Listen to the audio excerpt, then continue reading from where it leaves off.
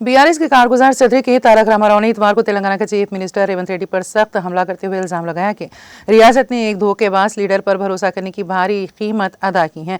मलकाजगिरी में BRS party कारकुनों के एक इजलास से खिताब करते हुए तारक रामाराव ने रेवंत रेड्डी और कांग्रेस पार्टी पर अवाम को खोखले वादों के साथ गुमराह करने का इल्जाम लगाया और कहा कि एक बार धोखा देने पर यकीन करना गलती है, दोबारा उसके जाल में फंसना हमारी गलती है। उन्होंने तेलंगाना के अवाम से अपील की है कि वो आइंदा तमाम इंतखाबात बशमूल greater Hyderabad municipal corporation GHMC के इंतखाबात में कांग्रेस पार्टी को फैसला कुन तौर पर मुस्तरद कर दें। उन्होंने कहा कि जबकि रियासत जदोजहद कर रही है, सिर्फ रेवंत रेड्डी जश्न मना रहे हैं, यहाँ तक कि उनके वज़रा, MLA और पार्टी कारकुन नाखुश हैं। अवाम को मजीद वजाहत की ज़रूरत नहीं है। मलकाजगिरी के MLA राजशेखर रेड्डी की अवामी मसाइल को तरजीह देने के उनके आज़म की सताइश करते हुए उन्होंने कहा कि डंपिंग यार्ड के खतरे के खिलाफ लड़ने से लेकर हुकूमत की लापरवाही के खिलाफ एहतजाज तक राजशेखर रेड्डी ने दिखाया है कि हकीकी क़यादत ही हकीकी तब्दीली लाती हैं। तेलंगाना में सियासी बहाली की अपील करते हुए उन्होंने राय दहिंदगान से ये दरख्वास्त की कि वो आइंदा बल्दियाती इंतखाबात में कांग्रेस और भारतीय जनता पार्टी BJP दोनों को जवाबदेह ठहराएं। उन्होंने कहा इंतखाबात या मौके से क़त्ते नज़र वक्त आ गया है कि दिल्ली की जमातों को वाज़ेह पैगाम दिया जाए। सिर्फ BRS ही तेलंगाना के जज्बे और शिनाख्त की सही मानों में नुमाइंदगी करती हैं। रामाराव ने पार्टी मेंबरान और हामियों को 27 अप्रैल को होने वाली BRS सिल्वर जुबली तकरीबात में सरगर्मी से शिरकत की दावत दी। उन्होंने कहा 25 साल मुकम्मल करना एक काबिल फ़ख्र संगमेल है। हम तेलुगु रियासतों में ये कारनामा अंजाम देने वाली सिर्फ दूसरी पार्टी हैं। मीटिंग से कबल मलकाजगिरी में रामाराव के इस्तकबाल के लिए एक बड़ी रैली का एहतमाम किया गया।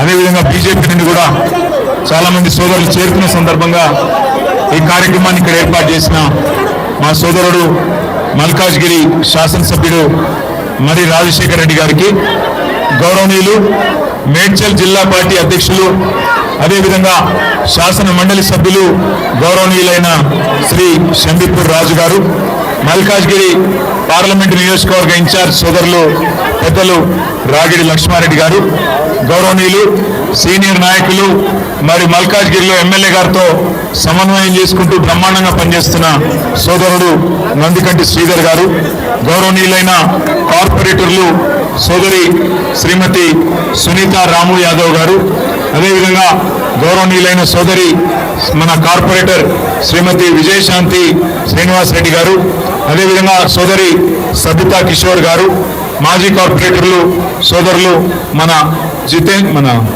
జగదీష్ గారు, ఇంకా హనుమంతరావు గారు, ఇంకా పేరు పేరున మన అన్న పరశురామ్ రెడ్డి గారు, హనుమంతరావు గారు, ఈరోజు సూర్యనారాయణ రెడ్డి గారు, అదేవిధంగా పార్టీలో ఈరోజు చేరుతున్న సోదరులు హేమంత్ పటేల్ గారు, అరవింద్ గారు, బంటి గారు BJP నుండి, భూపాల్ సింగ్ గారు, అదేవిధంగా ఆసు గారు, బాలా గారు, సునందరావు గారు, పేరు పేరున వారితో పాటు ఈరోజు ఈ కార్యక్రమాన్ని విజయవంతం చేసిన మా ఆడబిడ్డలందరికీ, అన్నదమ్ములందరికీ పేరు పేరున శిరస్సు వంచి హృదయపూర్వకంగా నమస్కారాలు, హృదయపూర్వకంగా ధన్యవాదాలు.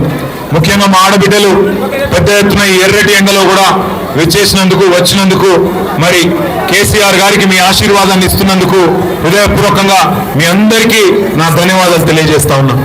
సరిగ్గా 24 సంవత్సరాల నుండి 25వ సంవత్సరంలో మన పార్టీ ఈ నెలాఖరు అంటే 27 ఏప్రిల్ నాడు అడుగు పెట్టబోతా ఉన్నది.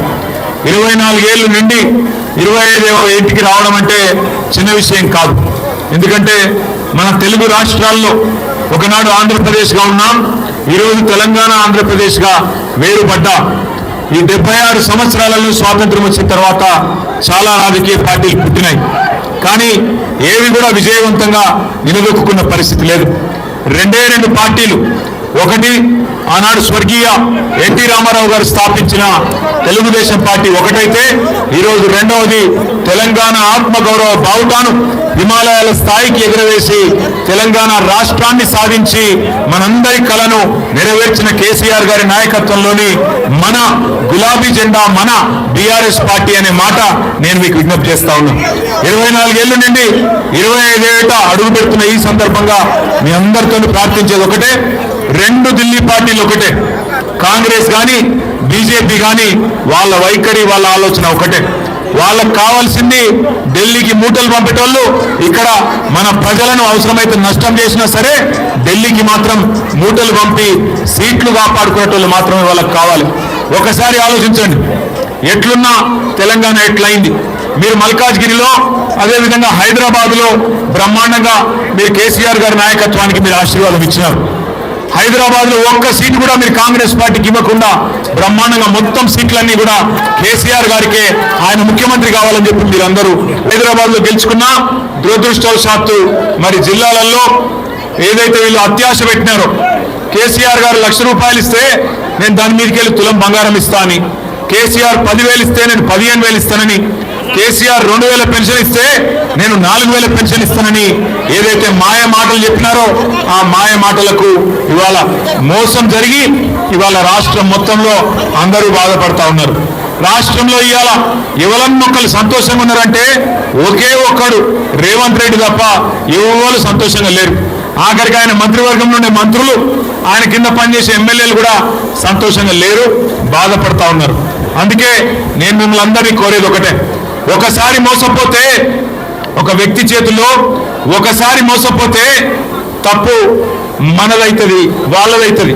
రెండోసారి కూడా వాళ్ళ చేతుల్నే మళ్ళా మోసపోతే తప్పు మనదైతుంది.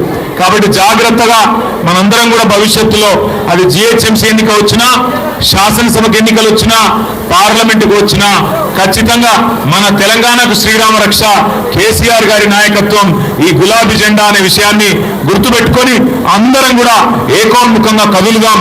మళ్ళీ ఒక్కసారి హైదరాబాద్లో ఈ 16 నెలల్లో ఒక్క కొత్త పని కూడా చేపట్టడం లేదు.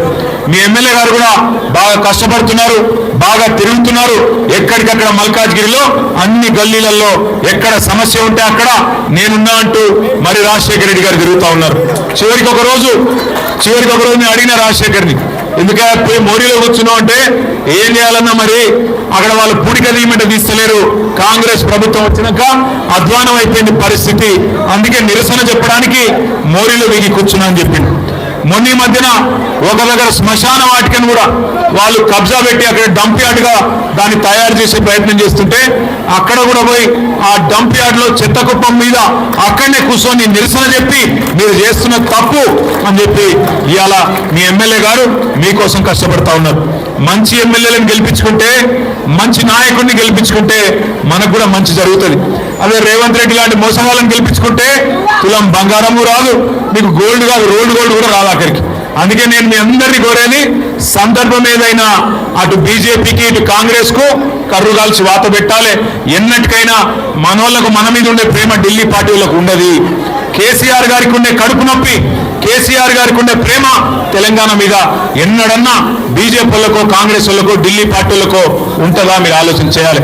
అందుకే ఏప్రిల్ 27 నాడు మన పార్టీ ఏదైతే వరంగల్లో రజతోత్సవ సభ చేసుకుంటున్నదో ఆ సభకు మీ మల్కాజ్గిరి నియోజకవర్గం నుంచి కూడా పెద్ద ఎత్తున తరలి రావాలి. మా ఆడబిడ్డలు అన్నదమ్ములు అందరూ కూడా కదిలి వచ్చి ఆశీర్వదించాలి.